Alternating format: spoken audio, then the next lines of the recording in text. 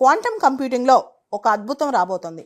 Quantum కంప్యూటింగ్లోని క్యాలిక్యులేషన్సే డ్రాస్టిక్గా మారబోతున్నాయి. అసలు ఏంటిది?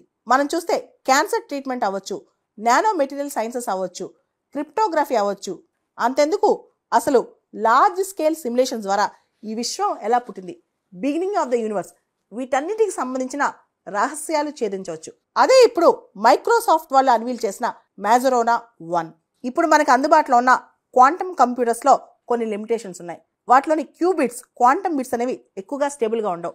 చిన్న అడుగు పడినా సరే అవి డిస్టర్బ్ అవుతుంటాయి. తలుపు వేసి మూసినా సరే అవి డిస్టర్బ్ అవుతుంటాయి. వాటి వల్ల వీటి కంప్యూటేషనల్ పవర్లో కొంత లిమిటేషన్ ఉంటుందన్నమాట. అంటే వీటి క్యాలిక్యులేషన్, పెద్ద పెద్ద లార్జ్ స్కేల్ క్యాలిక్యులేషన్స్ చేసేటప్పుడు చాలా లిమిటేషన్స్ ఉంటాయి. అయితే ఇప్పుడు వచ్చిన మ్యాజరోనా 1లో ఈ క్యూబిట్స్ చాలా స్టేబుల్గా ఉంటాయి. సత్య నాదెళ్ల గారి కథనం ప్రకారం ప్రపంచంలో ఉన్న క్వాంటమ్ కంప్యూటర్స్ అన్నిటికీ కలిపి ఎంత శక్తి ఉందో అంత శక్తి, అన్నిటిని కలిపి ఉన్నంత శక్తి ఈ మ్యాజరోనా 1కు ఉంటుందని చెప్పి సత్య నాదెళ్ల చెప్తున్నారు. సో మ్యాజరోనా 1 మీద, దీని యొక్క కంప్యూటేషనల్ కెపాసిటీస్ మీద చాలా హోప్స్ వచ్చేసాయి ఇప్పుడు. అసలు ఈ మ్యాజరోనా 1 ఇదొక టోపోలాజికల్ సూపర్ కండక్టర్ చిప్. దీనికి మ్యాజరోనా 1 అని పేరు పెట్టారు. అసలు ఇక్కడ టోపోలాజికల్ అంటే దీనిలో 2 ప్రాపర్టీస్ ఉంటాయి. ఇంటీరియర్స్లో ఒక ప్రాపర్టీ, సర్ఫేస్ మీద ఒక ప్రాపర్టీ ఉంటుంది అనమాట. ఈ సూపర్ కండక్టర్ చిప్ మీద ఇంటీరియర్స్లో ఒక ప్రాపర్టీ, సర్ఫేస్ మీద ఒక ప్రాపర్టీ ఉంటుంది.